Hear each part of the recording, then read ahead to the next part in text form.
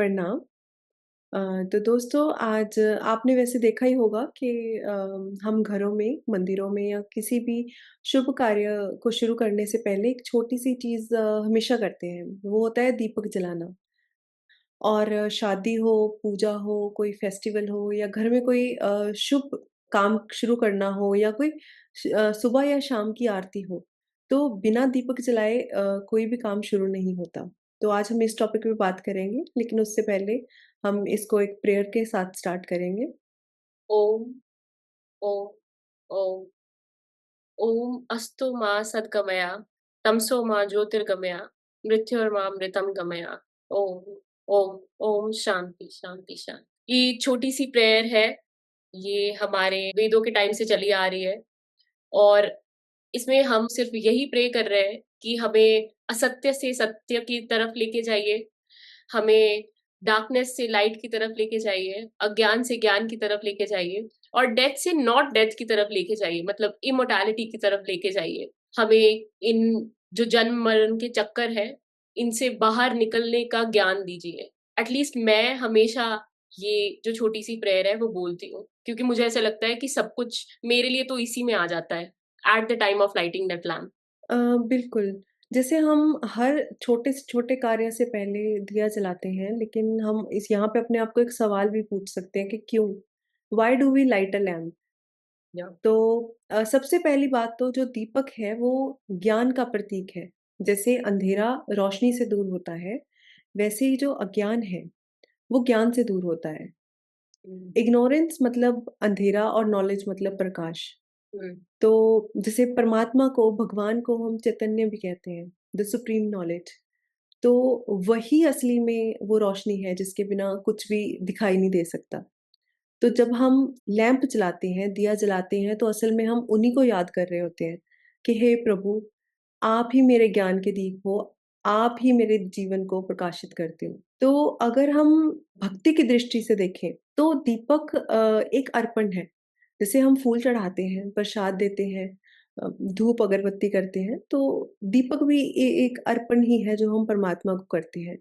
बस इसमें कह लें कि ख़ास बात ये होती है कि दीपक अपने आप को जलाकर अपने आप को ख़त्म करके रोशनी देता है और यही भक्तों का भी संकल्प होता है कि मेरा जीवन भी इसी दीपक की तरह हो कि मैं अपने आप को अर्पण कर दूँ और मैं जलता रहूँ और सबको प्रकाश देता रहूँ और यही भक्ति का भाव होता है। मुझे एक तरह से ऐसे भी लगता है कि जब हम अज्ञान की या इग्नोरेंस की बात करते हैं, हम इस चीज़ की बात नहीं कर रहे हैं कि मुझे नहीं पता या मेरे पास नॉलेज नहीं है। क्योंकि अगर देखा जाए तो जो ज्ञान है वो सबके पास इक्वली है। That is what I think, because कहीं न कहीं हम उसी सोर्स के साथ कनेक्टेड हैं। ये तो शायद हम इतने बिज़ी हैं या हमारा ध्यान, हमारी अटेंशन इतनी बिखरी हुई है कि हम अपनी ट्रू नेचर को जानते नहीं हैं। तो मेरे हिसाब से वो ज्ञान का मतलब यही है कि not not knowing, but it's just that failure to acknowledge that knowledge. मतलब कि कहीं ना कहीं हमारी समर्थता नहीं है इस टाइम, शायद हम उसको समझ नहीं पा रहे हैं, है ना। तो जब भी हम लैंप जगाते हैं, मेरे लिए उसका मतलब यही है कि मुझे इतनी समर्थता दी जाए कि मैं ये जो मेरी आंखों के आगे पर्दा पड़ गया हुआ है उसको हटा के इन बातों को समझ सकूं।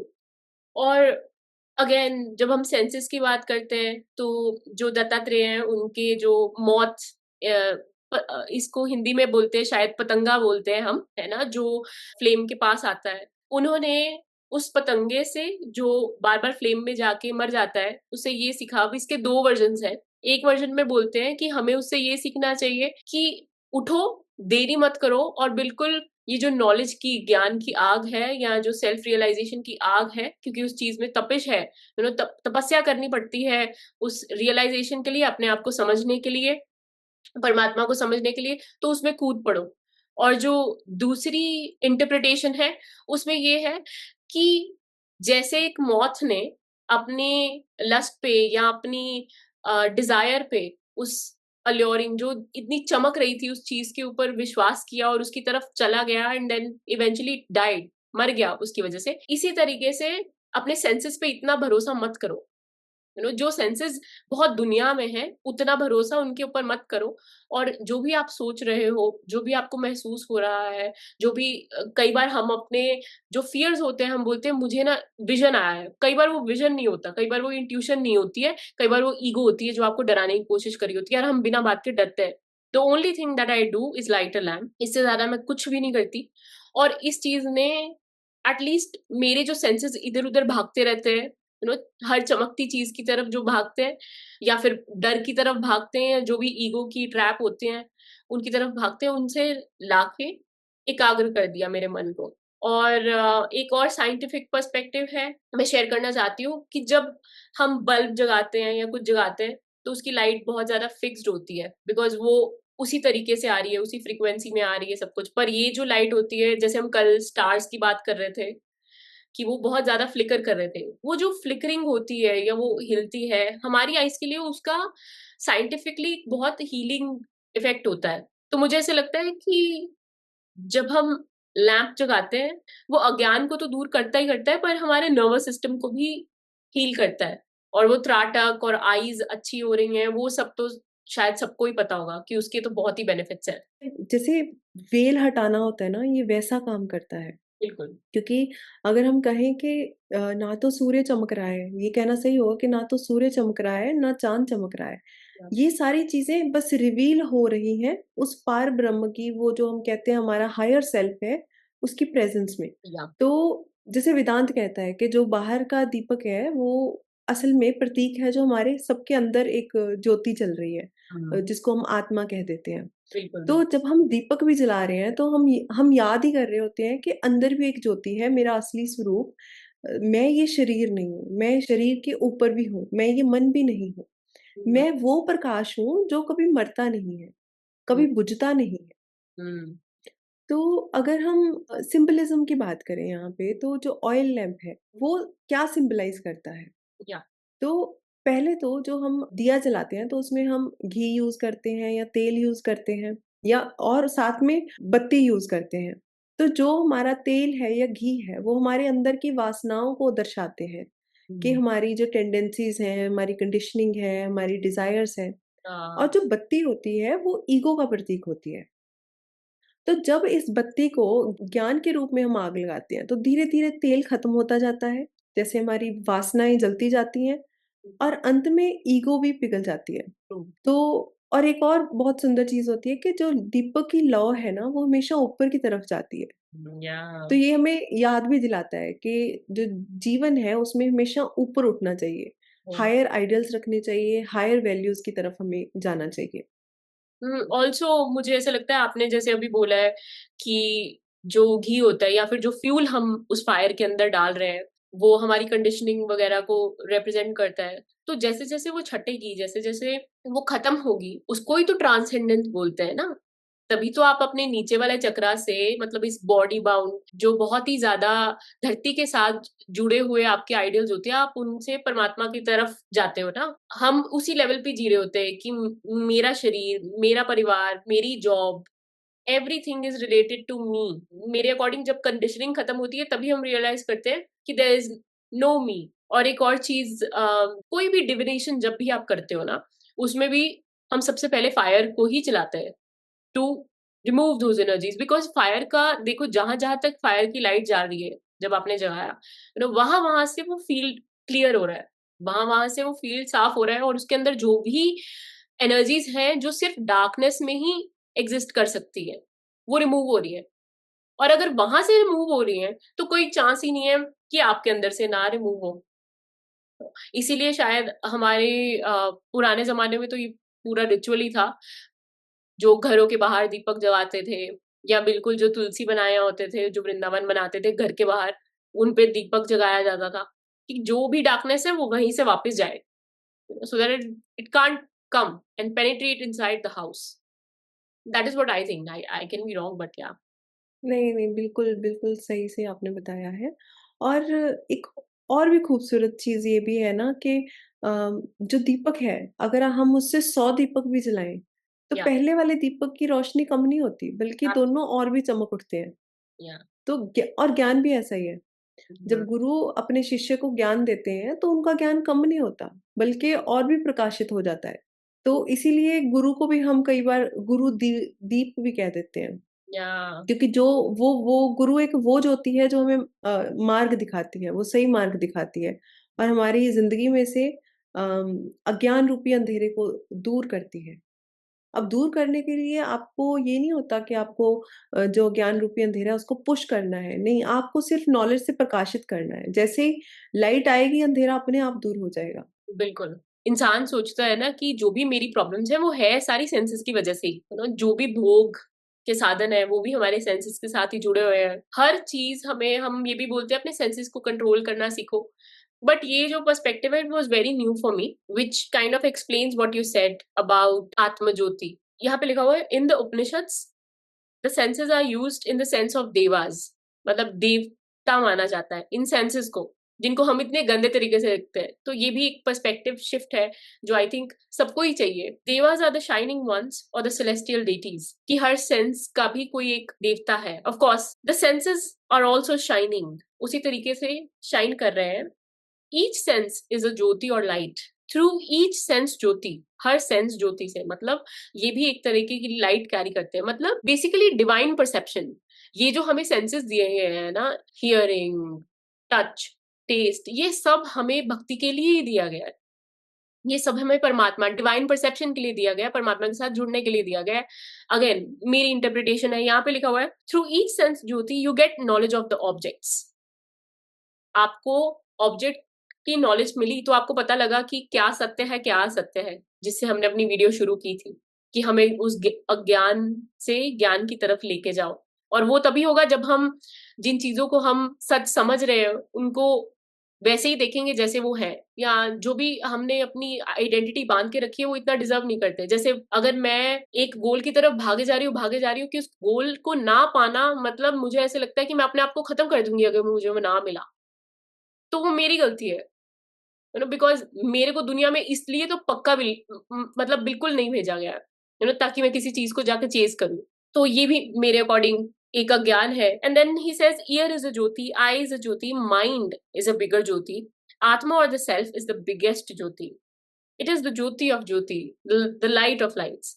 मतलब वो आत्म ज्योति जो आपकी चल रही है, यू नो, जन्म जन्मांतर से चल रही है। जब आप नहीं रहोगे, जब हमने माता को बोला कि हमें डेथ से इमोर्टैलिटी की तरफ लेके जाओ, मतलब ये जो बार-बार शरीर में आना है, जाना है, इससे मुक्त करके हमें उस इमोर्टैलिटी की तरफ लेके जाओ जहाँ पे लेसन्स नहीं है और लर्न करने के लिए, जहाँ पे हमने आपको समझ लिया है।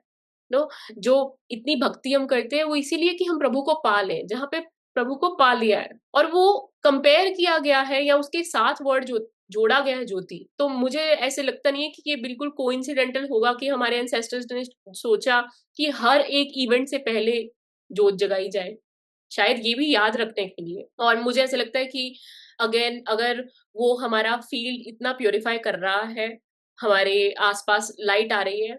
मेरे चैनल पे मैंने वीडियो डाली हुई है हमारी सटल बॉडी के बारे में, ऑरा के बारे में। तो हमारे ऑरा में भी लाइट आ रही है और जैसे-जैसे वो आती है, हमारे अंदर की डार्कनेस खत्म हो रही है और सेंसेस हमारे प्यूरिफाई हो रहे हैं।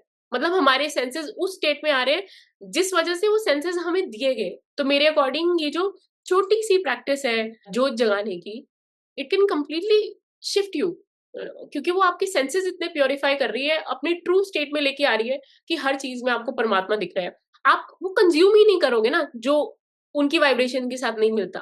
आप कंज़्यूम करना बंद कर दोगे, क्योंकि आप खुद रिजेक्ट करोगे कि मुझे वो अंधकार वाला तो कुछ चाहिए ही नहीं, अज्ञान वाला तो कुछ चाहिए ही नहीं। छोटी-छोटी प्रैक्टिसेज़ हैं, देखो और कितना चेंज हमारी लाइफ में लेके आ सकती हैं ये। बिल्कुल और जैसे हम मान लो दीपक जलाते भी हैं, या तो ये मान के चलो कि ये रिचुअल बाहर का नहीं है।